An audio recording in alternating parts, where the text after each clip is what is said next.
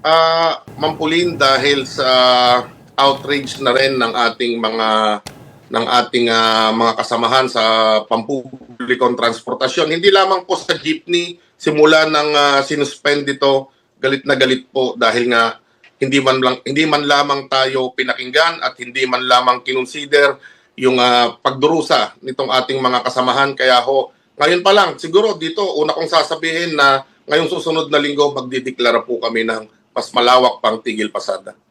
Next week po, anong araw po, Sir Mar? Yan po yung malalaman natin sa Lunes, Ma'am Pauline, itong mga susunod na araw dahil may patawag kami na emergency meeting ngayong hapon. And sa tansya po ninyo, gaano po ba karami ang sasali sa magiging transport strike na ito? Ma'am Pauline, kung kahapon ay na-paralyze na ang transportasyon o marami na ang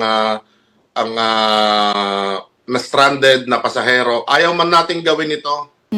Pero siguro doble nung kahapon ang mararanasan na tigil pasada ng ating bansa.